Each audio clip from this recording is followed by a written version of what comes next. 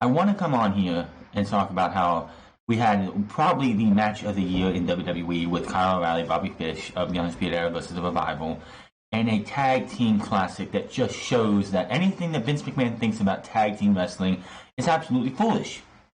I want to come on here and say that Dominik Dijakovic and Adam Cole put on a hell of a ladder match. The best ladder match of the year, most likely. And we still have TLC to come, and we know TLC is going to be absolute garbage, probably. But I just can't come on here without talking about the elephant in the room. This was the furthest thing from an NXT show. This was a Raw and Smackdown Super Show with NXT sprinkled in the middle. We did not need to have 4 brawls between Raw, SmackDown, and NXT. We did not have to have like 3 or 4 matches that ended in no contest because we had NXT, we had Raw and SmackDown and NXT, and we had to have a brawl. We didn't need to have that Pier 6 brawl at the end of the show. This was not a good show on NXT standards, by far. This show absolutely sucked. If you're a fan of NXT, this show sucked. Again, I'm going to reiterate, the Revival versus the Undisputed Era, absolutely fantastic match. Dominik Dijakovic versus Adam Cole, absolutely fantastic match. Ricochet versus Matt Riddle was an okay match, and I wish we could have got more of it, but of course, they only tease us because they want to tease us, but honestly, this show just was not as good as it should have been. Triple H opened the floodgates, and I feel like because NXT won the ratings war this week, but not the 18 to 49 demographic, that went to AEW as it always does. But NXT in the overall ratings won this week, and obviously that is because Raw and SmackDown invaded. And with that being the case, it would not surprise me if next week we have Roman Reigns showing up. We have Seth Rollins coming back. We have another Matt Riddle Ricochet match that actually goes to a longer, it's just, we're going to see more main roster people on this program, and it's going to be anything that NXT was before we started putting on USA Network, and after it came to the USA Network, is going to be gone. And it's all going to be about, SmackDown can't be on Monday Night Raw because it's on Fox, but no one ever said about it not being on NXT. So Raw, SmackDown, and NXT are going to be blended in on SmackDown. So because Vince McMahon has to win a war. He cannot be in second place in any facet of the world. If he's not number 1 on Wednesday nights, if his brand is not number 1 on Wednesday nights, he will do everything he can to get that going. This is going to kill NXT in the long run. This was, yes, 2 good matches. Ricochet versus Matt Riddle could have been a lot longer and a lot better. I would have sat here and been like, give me more. Give me this match at a TakeOver. But it's just too much of Raw and SmackDown influences. Did we really need to see the Viking Raiders versus the Forgotten Sons? No, we did not. Did we really need to see Matt Riddle versus Ricochet? No, we did not. Did we really need to see Becky Lynch versus Rhea Ripley? No, we did not. Don't let it be fooled. Don't let Triple H fool you in saying, oh, it's not about competition. We're just doing our own thing. Really? That's why you opened the show when Nick Jackson and Ray Phoenix were having a fucking awesome match on AEW. You go out there and give us Rhea Ripley versus Becky Lynch. Right after that, you give us Matt Riddle versus Ricochet. You give us the best tag team match of the year in the Revival and Kyle O'Reilly and Bobby Fish. They were Undisputed Era, or better known as Red Dragon. Awesome match.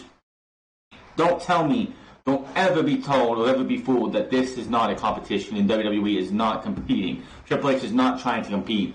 Last night showed you they are trying to do everything they can to win the ratings. They won the rating, but they only won the rating in the over 50 demographic as they do on Monday Night Raw and SmackDown, and of course on NXT, because that is who WWE mostly appeals to. Now, yes, NXT would appeal to the 18 to 49 demographic more than Raw and SmackDown does. I'm sure it wins most of the time outside of SmackDown because, of course, SmackDown's on network TV. But this show, I actually saw somebody tweet out that they thought that watching AEW was going to be a waste of time because NXT was so good. I'm sorry, I don't want to see 4 or 5 fucking Pier 6 brawls between the men and the women of NXT, RAW and Smackdown just because it's a build to Survivor Series. The first one that you did at the beginning of the show, I'm sorry, not that one. Not that one. The first men's one that you did when it was Matt Riddle and Ricochet going one-on-one, which actually had a clean finish, but we had a brawl after. That one was fine. That one was absolutely the best way they booked it, the way it went. Ricochet getting to show off what he can do, Matt Riddle and Finn Balor getting their licks in before their match at TakeOver. That one was great.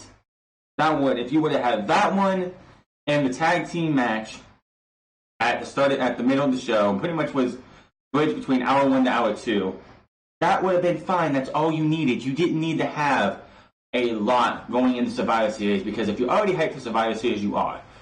But something they failed to do. We're going into Survivor Series on Sunday. We don't know who is going to be on Team Raw, NXT, on the men's and women's matches in the Survivor Series 5-on-5-on-5 matches. You could have spent the time slots that you had, the Forgotten Sons versus the Viking Raiders, giving those announcements to us. You really expect us to wait until Friday, Saturday, or Sunday to decide to know who's going to be representing NXT going into Survivor Series? Are you fucking kidding me? This was ridiculous. This was the worst build to a takeover I can ever remember. We have 5 matches.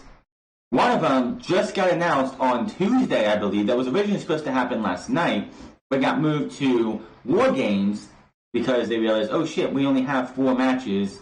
Three matches? 4 matches, right? 3 matches or 4 matches. We had the 2 War Games matches, Balor versus Riddle, and I believe there was one more, but I know there's that one. And that's it. They needed that in another match, and that's what they did. And you gave them very little time to advertise this match. We didn't have, Killing Dane. We should have known it was coming this way, but it's just, okay. So this also shows why, I can understand why the fact that they're moving TakeOver from the Royal Rumble, we're not going to have a TakeOver the night before the Royal Rumble, tells me that NXT is going to have a bigger presence at the Royal Rumble than it has in the last 2 years.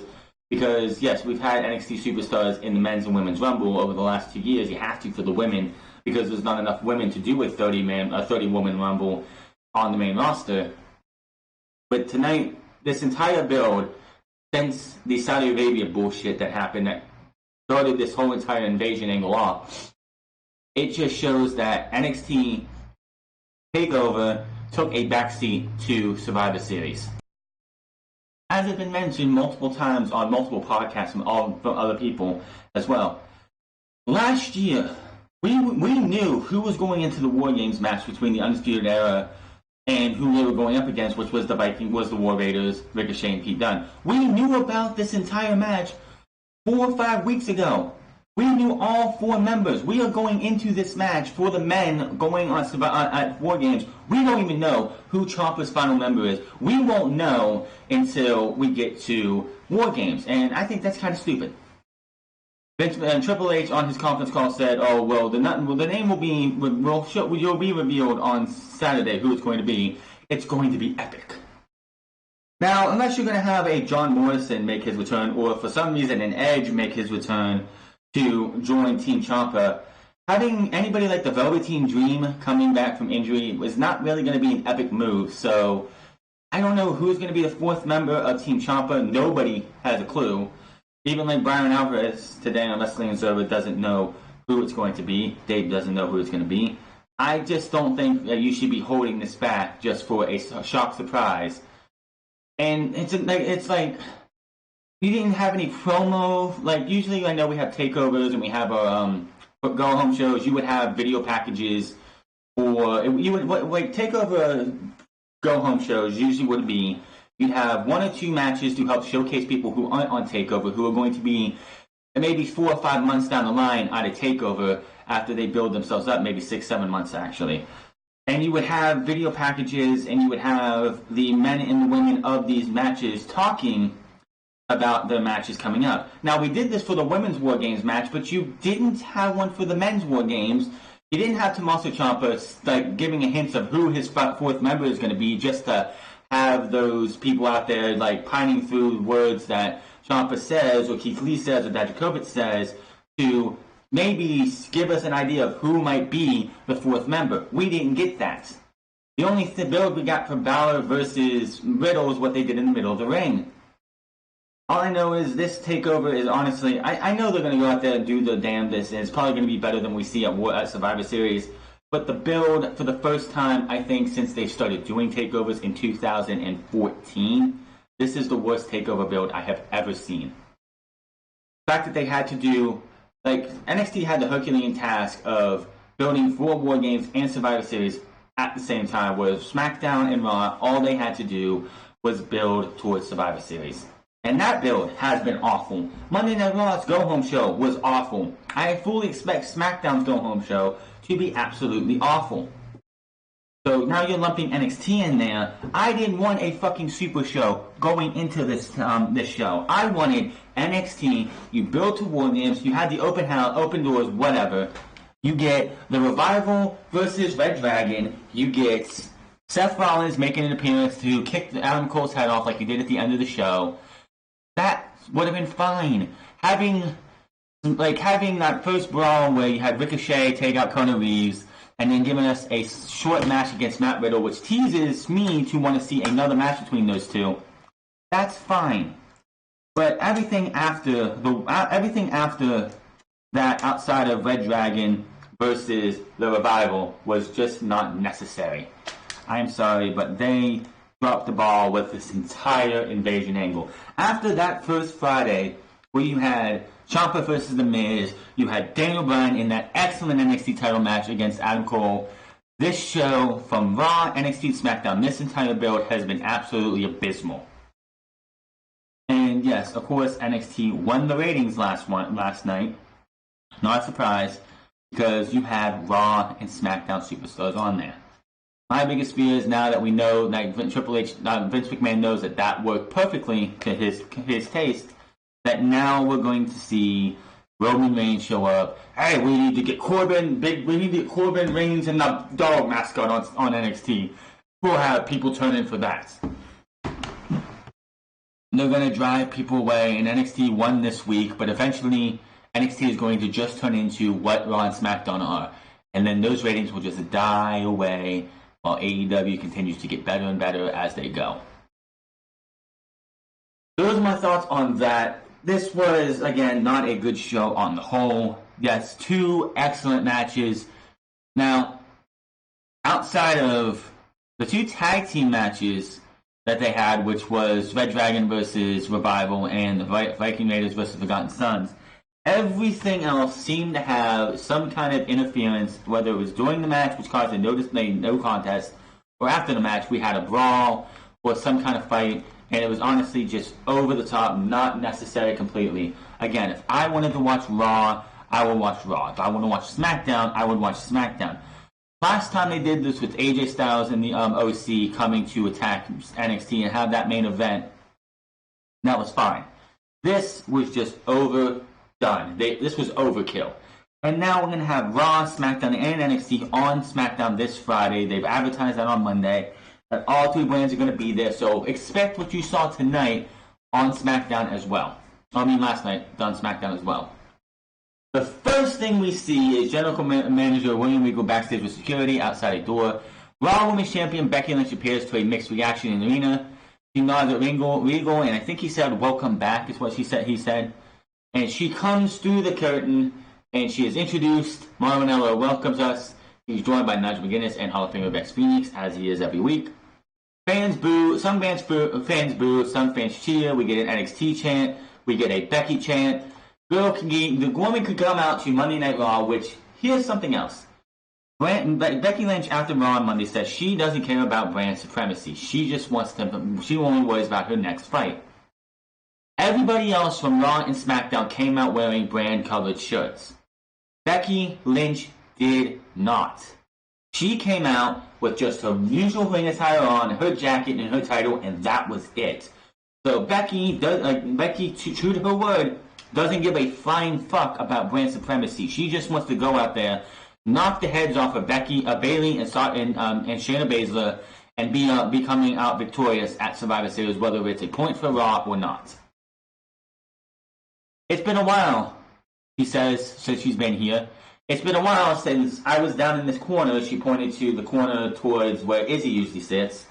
Since I was sitting down there sitting down in this corner in the feet while you guys sang my theme music. It's been a while since people saw me kick some ass live here. Well, you won't have to wait any longer. As she takes her jacket off, takes the belt, puts it off to the side. She wants a fight. She takes the mic and says, Triple H issued an open invitation for tonight, but man to man, I was coming anyway. She talks about Bayley and Shayna Baszler. Fans chant, Shayna's going to kill you, which she acknowledges. She has strong words for Baszler. Fans chant Becky.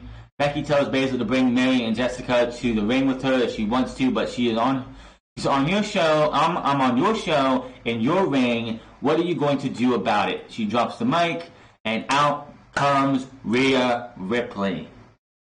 So she wanted Shayna Baszler. She does not get Shayna Baszler. She gets Rhea Ripley. Now, this is definitely, again, if you are trying to tell me WWE wants to have competition, then trying to make this a competition, then you're out of your fucking mind. Nick Jackson, Ray Phoenix are going on at the start of their show. Probably about the time, because they did do normal introductions with the announcers and just going over the card, and then we went to Ray Phoenix and Nick Jackson's match. So about the time this match started between these two is around those two started getting into it on the other show. Ripley marches to the ring and stares her down. She says, Rhea's going to kill you. And she's like, so, you're the man, huh? Let's see if you have any balls. Drops the mic, fans ignores the whoa type reaction. We get a Rhea chant, referee gets in between them, and in the middle of the thing, and then we have a bell ring. We have Rhea Ripley versus Becky Lynch, non-title match. This was a good match. Again, the booking-wise for this show fucking sucked. Doesn't take away from what was happening in the ring. Again, Vinny of the Brian and Vinny Show mentioned on their review last week, because I don't have the subscription, but they posted it on YouTube, his comments about the Lio Rush and Angel Garza match, and he said AEW has the better show. NXT always seems to have the better match, and honestly, NXT in this night had the better match of the entire night. It wasn't this match, but this was actually a pretty good match. Compared to Ray Phoenix and Nick Jackson, this was, of course, I wouldn't say on that level, but these two matches for this opening show were absolutely great for these shows to start off. Fans do dueling chants towards the end of this. They tangle, and Lynch goes for it, disarm her. Rhea avoids it and overpowers her. She powers her up and puts her into a powerbomb. Just the strength of Rhea Ripley is insane. Lynch blocks it, more back and forth. Ripley climbs up and beats on Lynch. Ripley hits a big superplex on both of them down, and all of a sudden, Women's Champion Shayna Baszler, Marina Shafir, and Jessamine Duke finally run down to the ring, attacking both of them. We get a no contest. Ripley and Lynch fight off the horsewomen. They clear the ring twice and stand tall together as Lynch's music hits. Baszler looks on for the ramp. This would be a theme for the majority of the night. Again, these two women, I would love to see these two women at TakeOver go one-on-one. That would be awesome, because I don't trust Vince McMahon on booking these women to be good on WWE television. We see black pickup truck arrive outside, and it's the Revival. They step out to meet up with a small group of security before heading into the NXT arena. We go to the commercial break. Back from breaking, we get a quick vignette on NXT Women's Champion, UK Women's Champion, Kaylee Ray, which honestly, I think it should have been more than a quick one, because I know who Kaylee Ray is, because I was watching her in What Culture Pro Wrestling, Defiant Wrestling, back when she was on the Indies. The Kaylee Ray that was in Defiant Wrestling, What Culture Pro Wrestling, was not the Kaylee Ray you see in this, because back in WCW Defiant, she was a babyface for the majority of her run. I've only, up until she came to WWE, I've only seen the bitch heel Kaylee Ray that you see in WWE in progress. So it's great to see her being who she is, because honestly, she was never a really believable good babyface when it came to WCPW Defiant. She's a good bitch heel. But again, this shouldn't, like, just having her come out to be the fourth member of Team Shayna Baszler is not really. I don't.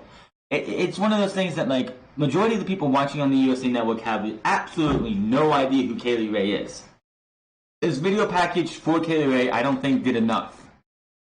Honestly, like, I would have taken at least I would have made a 5-minute vignette of her talking about who is Kaylee Ray, why she's in this match, why she is here to be on Team Shayna Baszler. Give people some backstory. Yes, I know she's in a match later in the show against Dakota Kai. Love me some Dakota Kai, love me some Tegan Nox, love me some Kaylee Ray.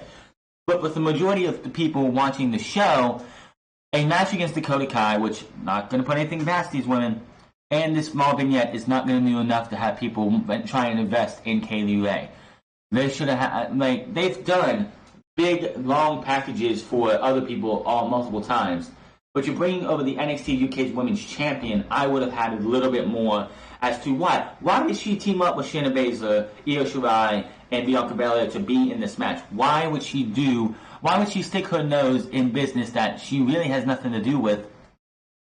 So I think they had a missed opportunity on Kaylee Ray with the video package.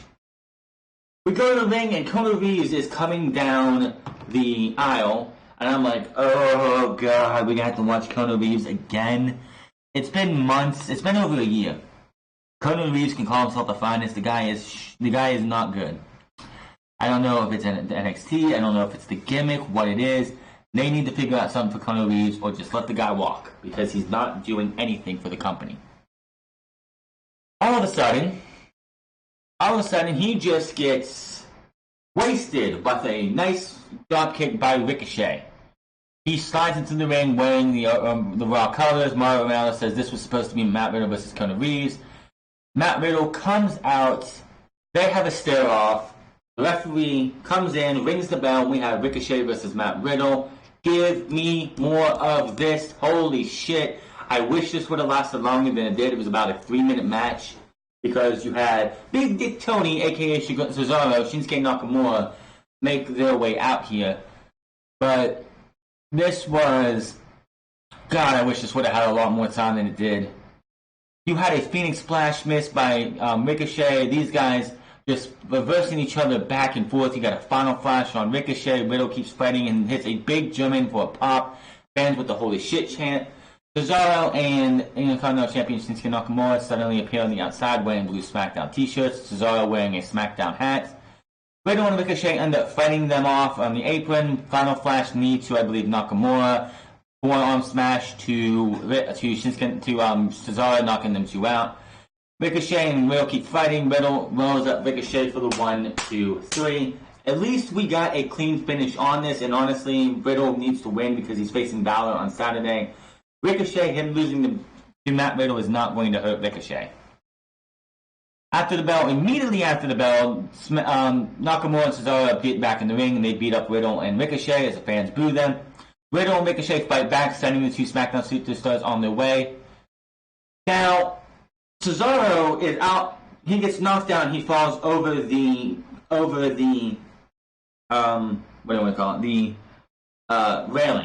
So Ricochet gets up and dives, huge ass crossbody over the railing onto Cesaro.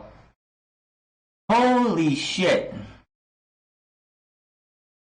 Now Nakamura back in the ring has Riddle down. Charges, but North American Champion, he goes for the Kinshasa, but North American Champion Roderick Strong comes out of nowhere, makes the save on Matt Riddle, which is weird to see him do that, with a nice knee strike to Nakamura, but Riddle ends up sending Strong out. Balor runs in, takes out Riddle, and those two fight each other. Riddle ends up getting hit with a drop, but final flash on Balor. Balor retreats to the ramp as Riddle and music hits, and fans cheer for Riddle. Riddle looks up from the ring as Balor recovers on the stage. This was a good fucking interference after this match was over. Again, I want to see this match again in a 20-minute match between Riddle and Ricochet, where everybody is banned from ringside and there's no interruption until this match has a fucking winner, because that was looking to be a fantastic, like, if you would have took away half of what's going on, gave me Revival versus Red Dragon and Ricochet versus Matt Riddle for half of this show, you had accomplished you would have gave me a little bit of hype going into Survivor Series, because that's all you fucking needed. You didn't need all these brawls we have later in the show. That was all you needed. Revival versus Red Dragon, Ricochet versus Matt fucking Riddle. If you want to put Rhea Ripley and Becky Lynch in there with that finish the way it happened, which it needed to happen that way, Rhea Ripley doesn't need to lose, Becky Lynch doesn't need to lose. But if you want to have those 3 matches and that is it, and this brawl right here, you would have did more. You would have did more with that little bit than you did with everything else in this entire show. They did too much, is what I'm trying to say. Video package of Killing Dane, Damian Priest commentating on the triple threat with Pete Dunne. That is all you got. It was like a 2-minute segment of these two guys talking about the match at War Games. It's going to take you to Survivor Series to take on Adam Cole, and that was all you got for this entire thing. No 3-way brawl this week. Nothing. Just that was it. If you were somebody who's just catching up to NXT this week, or you missed out on NXT, and you're wondering why are these 3 guys fighting, they really didn't do enough. They didn't really spell it out enough, in my opinion. Back from break, and we get the match of the night: the Revival versus the Undisputed Era, Kyle O'Reilly and Bobby Fish. There are no words in my vocabulary that can tell you how good this match was. Anybody wondering why Monday Night Raw and SmackDown's tag team divisions are so awful? Dr. Tom Pritchard came onto a podcast. I can't remember if it was Austin's or Jericho's one time, or maybe it was Bruce Richards, and he explained that Vince McMahon sees no money. He doesn't Vince McMahon doesn't see the drawing power of a tag team division or tag team wrestling, and that is why tag team wrestling doesn't get the just dues that it should in WWE. Well, if you watch this match, you would look at Vince McMahon. If somebody watched this right beside Vince McMahon and looked at him as like, what the hell are you doing? These 4 guys gave you a Matt classic. This is definitely going to be in match. This is going to definitely be in top 10 matches of the year. I cannot do this match any justice. I am not going to try to do this match any justice, going blow by blow. Go out and check out Revival versus the Undisputed Era. This was awesome. You had just psychology. You had just these 4 guys know how to be a tag team. You know why the Revival are called the Revival. They showed you why. Like Monday Night Raw and SmackDown Live, how Friday Night SmackDown has unjustifiably ruined these 2. They came back here to NXT on this show like they never fucking left. This was fantastic. It just sucks that we never got to see these 2 teams at a takeover. Another reminder why fans were pissed that the New Day won the tag team titles 2 weeks or 3 weeks before we got to Survivor Series, and you took these 2, the Revival, out of that tag team triple threat match between the Viking Raiders, Undisputed Era, and now the New Day. That was an injustice, and because it's not going to happen on Sunday, they gave it to you tonight. And honestly, this was fantastic. Now, there was a point where Bobby Fish is down in the middle of the ring. Scott Dawson and Dash Wilder both up. He's got on his knees, just sitting there, and they go to the ring, channeling DIY, going for the meet me in the middle, and Kyle O'Reilly pushes Bobby Fish out of the way and takes the hit. Absolutely fantastic. One spot that actually irks me a little bit was, where was it? Where we had a shadow machine happen. Unfortunately, if you were watching on TV, the dumbasses in the production crew, or whoever was running that camera, decided to watch as Kyle O'Reilly got thrown to the outside. He got knocked to the outside, and they hit a shadow machine on Bobby Fish. So, one, I get fucking sick and tired of seeing this when somebody gets hit and they fall to the outside. Why the fuck are you following that, especially in a tag team match where the action's happening in the show, in the middle of the ring? Just like a triple threat match, fatal 4-way. Someone gets hit and they fall on the outside. For whatever reason, the camera person moves to them, so we miss a spot. It's just so fucking asinine and stupid. Which, yes, they had another camera angle for us to see it later, but I want to see he falls to the outside, the Shatter Machine's hit. I want to see that, then you see what's going on the outside. But they hit the Shatter Machine. O'Reilly's able to pop back up and pull I think it was Scott Dawson, out of the way, off of his partner to stop that. Basically, gotta fight forever chant.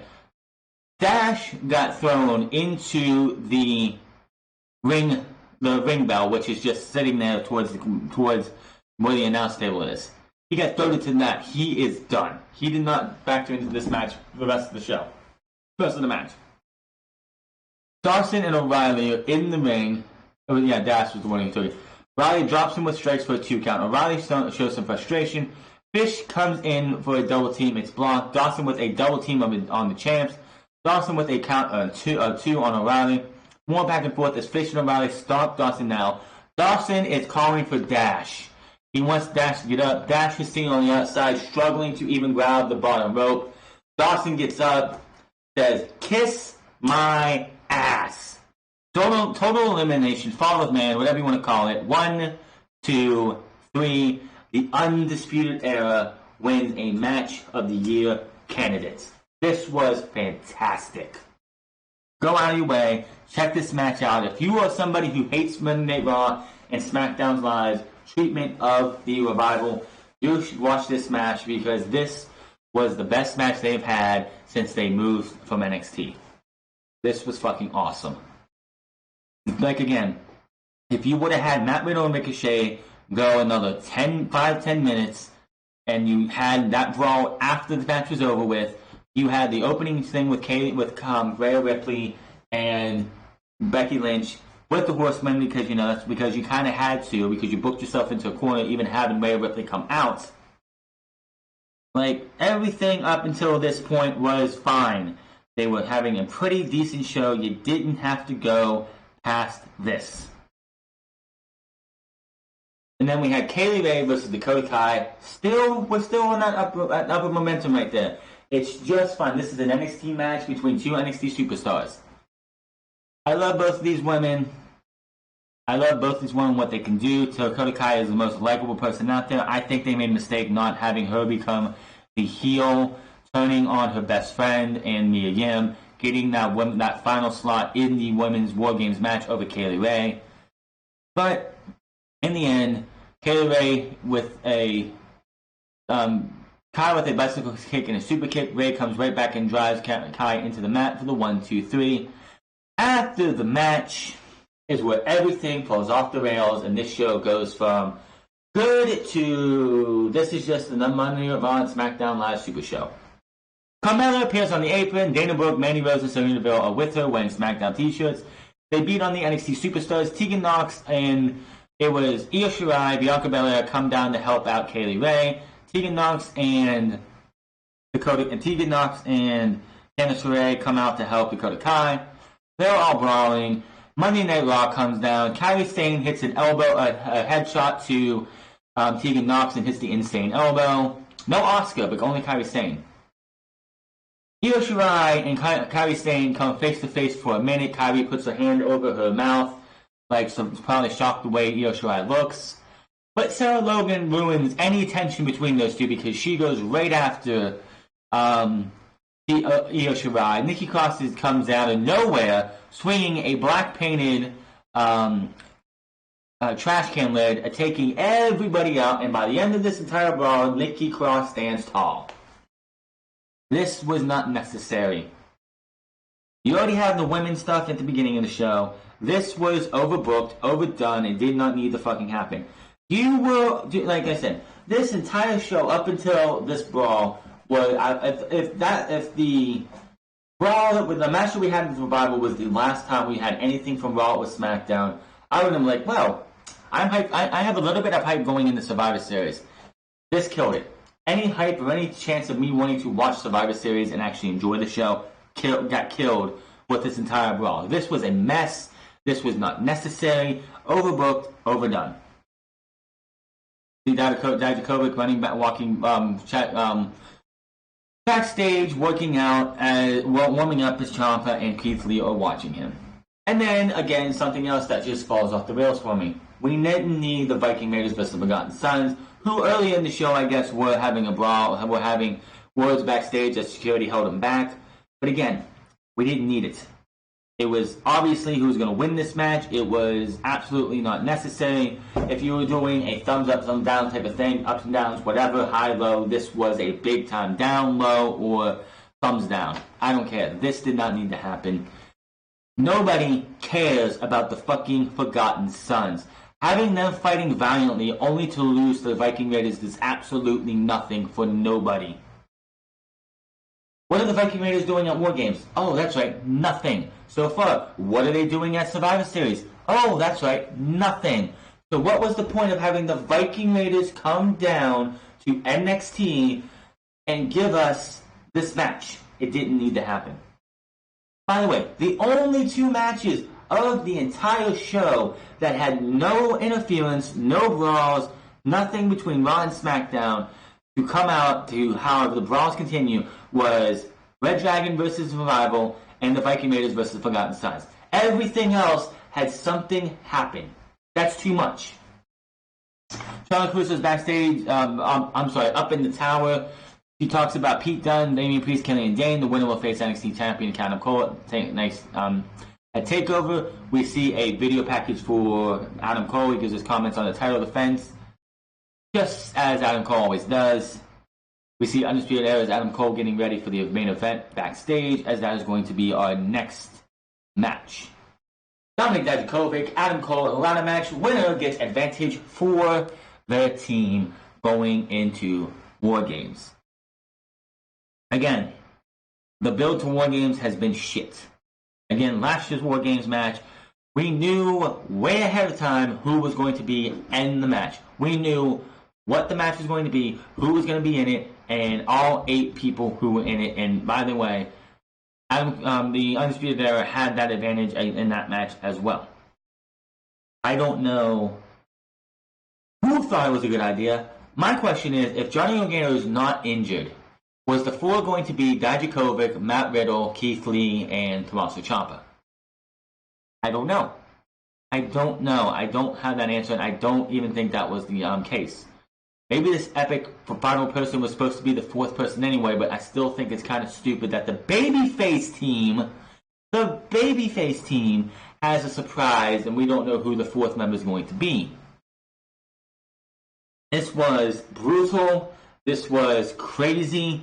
You have, towards the end of this match, holy shit, I've heard things, I've heard crazier things, I've seen crazier things. I never thought I'd see fucking Adam Cole hit a Panama Sunrise Canadian Destroyer off of the ladder as he was trying to get up to the thing. Dijakovic pulls him down and eats a Panama Sunrise Canadian Destroyer. Holy shit. Before that, a little bit before that, Adam Cole gets goozled and thrown into a ladder. These guys tried to maim each other just to be able to be advantage in War Games. This was awesome. Now, the end of the match, Cole gets hit with the Feast Your Eyes. Dijakovic is just with the knee because Adam Cole early in the match tried to destroy the surgically repaired knee of Dijakovic, which, yeah, that's a good selling tool for him and a good way to get heat on somebody. But he hits the Feast Your Eyes, and Cole goes up the top of the ladder. Then Dijakovic gets up on top of the ladder, and the side that Dijakovic's on has a ladder bridged between the turnbuckle and the ladder. So there's a ladder, so if he falls over, it's going to be either broken through or he's going to be laying on it looking like he died. They're both fighting up there. Adam Cole, they're both on the case, and Dijakovic's hands slip off. Adam Cole takes the case and bashes Dijakovic in the head. He goes timber and falls into the ladder. He is dead. It's not as brutal as what Mia Yim did the previous week because I don't think that was planned for her to go through that ladder like that, but it still looked brutal. unhooks the briefcase, and he wins the War Games advantage. Undisputed Era, for at least for the second year in a row, will have advantage going into NXT TakeOver War Games in the War Games match. After the match, if you had any, and I mean any hype for that Survivor Series, this killed any hype. This was just a mess. This was stupid. Now, Undisputed Era come out. They're celebrating. Cesaro, The Revival, Shinsuke Nakamura all stopped them in their tracks. Now, behind them was the Street Profits, the Viking Raiders, and Zack Ryder and Kurt Hawkins. Zack Ryder. Bobby Fish and Kyle O'Reilly and Roderick Strong throw their titles down. Kyle O'Reilly and Roderick Strong go up to SmackDown. Bobby Fish goes after the Raw group, and they all start brawling. NXT people come out. They all start brawling. As this is going down, Dijakovic is back in the ring, and Drew McIntyre comes out of nowhere, hits him with a Claymore kick. Keith Lee runs in behind him, gets in there, picks him up, and power bombs the hell out of Drew McIntyre. One of the Viking Raiders, I can't remember which one it was. I think it was Hanson. Yeah, was it Hanson? I think it was Hanson. Yeah, he enters the ring. Him and Keith Lee stare down, but they don't go to blows. No, Keith Lee gets this smile on his face, and it's like, we got two big, hefty dudes who could go in there and probably beat the hell out of each other. What are these two going to do? These two are the Daredevils in their weight class, so they're going to bounce off the ropes and dive through or above the ropes, taking out everybody else. And you think, well, Adam Cole is standing in the ring. That's going to be it. We're going to see Adam Cole standing tall at the end of the night. But no. As Adam Cole is celebrating, Seth Rollins comes from behind, super kicks him. Fans cheer for a minute, boo him, and start booing the hell out of him. He starts doing the stomp doing the burn it down stomp. Looks to do the stomp on Adam Cole when out comes Tommaso Ciampa. Everybody else is dead on the floor. Tommaso Ciampa comes to the stairs, and he notices Adam Cole is is like on his knees on the floor. So he runs over and hits Adam, and just running knees Adam Cole in the head. Gets into the ring. They do a stare down as they circle each other. Seth Rollins says something off camera. I don't know exactly what the hell he said off microphone. And then they start coming to blows. Couple hits here and there, and then that is that. They go to, and that is the end of the show. Again, book-wise, this was not an NXT show. This was a Raw SmackDown Super Show with NXT sprinkled in. Was it the worst show of all time? Oh, hell no! You had Red Dragon The Revival in a Matt Classic, Ricochet versus Matt Riddle, which I really wish could have won another 10 minutes. That would have been, if that would have went another 10 minutes and had a conclusive finish without SmackDown showing up until after the match was over with, and I even mean we don't see them until after the bell rings, even, like, I don't want none of that, like, interference or shit like that, just after the match is over, then you have them come out, they attack these guys, and that brawl was fine. They were doing good, and then they overly convoluted this and just made it not worth it. NXT doesn't need Monday Night Raw, doesn't need SmackDown. It needs to stand on its own 2 feet. Use its own stars. Don't script these fucking guys. Let them go out there and do what they do best. And they didn't do that last night. Like I said, good matches, but overall, the booking fucking sucked. They could have did better. They should have did better. And honestly, NXT... This was by far the worst takeover build we have ever seen, and it's only going to get worse from here. But that is your NXT review for November 20th, 2019. Hit the subscribe button, comment down below, like or dislike this video. Find me on Twitter at The France Club. Find me on twitch.tv/The France Club. And I'll see you guys tomorrow or Saturday for SmackDown. Oh, before we leave, let's talk about this. TakeOver is coming up on Saturday. TakeOver is coming up, and I'm not going to have time to do a review. That's a separate review thing, so we're going to do it right now. Like I said, before we get out of here, let's do a War Games preview and predictions, as I'm not going to have time to do War Games Survivor Series. Survivor Series predictions are going to be on the tail end of SmackDown's review tomorrow, or Saturday, whenever that happens. But let's start off with the Women's War Game match, as Rhea Ripley, Candice LeRae, Tegan Nox, and Mia Yim will take on Shayna Baszler, Io Shirai, Bianca Belair, and Kay Lee Ray. Honestly, I feel Team Rhea Ripley is going to get the win here. Simple reason why Team Rhea Ripley is going to get the win here is because Bianca Belair and Shayna Baszler still have some past history against each other. Why would they get along fully? Io Shirai and Bianca Belair have had past history. Kay Lee Ray, we don't know what Kay Lee Ray's actual intentions are. Maybe one of these three women screw the other three women and cost their team the match. All I know is I feel that Rhea Ripley will pick up the victory over one of the other women, and that is going to be a way for them to build for Rhea Ripley versus Shayna Baszler at the next takeover, whenever that's going to be. We'll get to the other one later. Matt Riddle versus Finn Balor. This, of course, is a replacement match because it was originally supposed to be Finn Balor versus Johnny Gargano. Unfortunately, Johnny Gargano has neck issues. Not as bad as Tommaso Ciampa's, but he has some bad neck issues, apparently. This one is obviously, to me, going to Matt Riddle. Not Matt Riddle, but Finn Balor, because he just came back to NXT. I fully expect to see the Demon on Saturday. Why wouldn't you bring him back for TakeOver? And this is a big match with Finn Balor, so Matt Riddle can take a loss here. It's going to be a hard-fought match, but I don't see Matt Riddle winning this match. It just makes no sense whatsoever. Pete Dunne versus Killian Dane versus Damian Priest. This one is going to be for the winner, facing Adam Cole on Sunday. Now, I predict that Damian Priest and Killian Dane are... let me think here. I honestly think Pete Dunne and Damian Priest's feud is over with.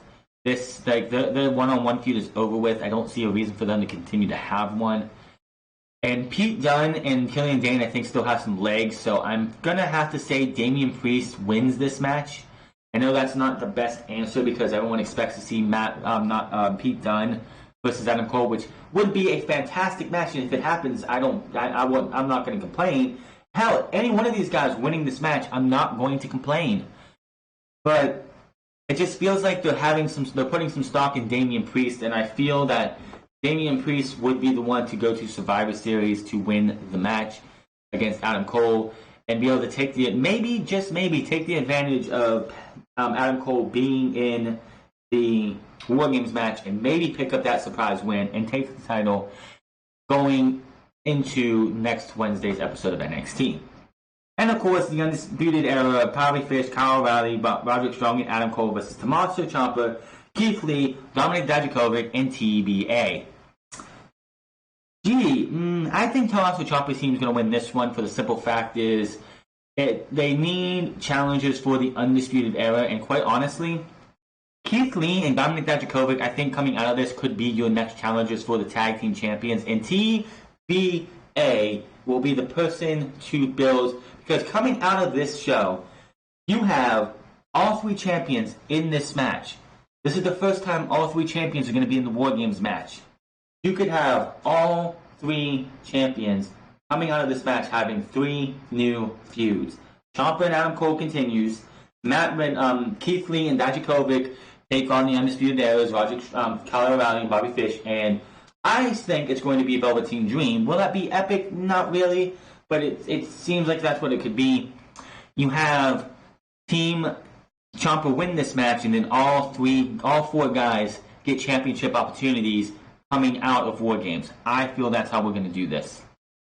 So, I have Team Rhea Ripley, Team Undisputed Era, Finn Balor, Demon Balor, if I would be right, and Damian Priest going up and winning the triple threat match to go to Survivor Series.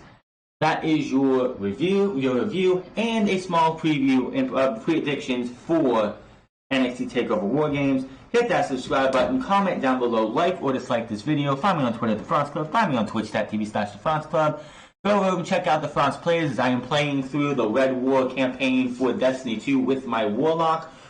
Who is going pretty well. Make sure to go check that out as well and leave a comment and like, share, subscribe that as well. And I'll see you guys tomorrow, maybe, or SmackDown tomorrow or Friday, depending on how things go for what on my end. But until then, I'll see you. My name is Wasnt, and I'll see you guys later.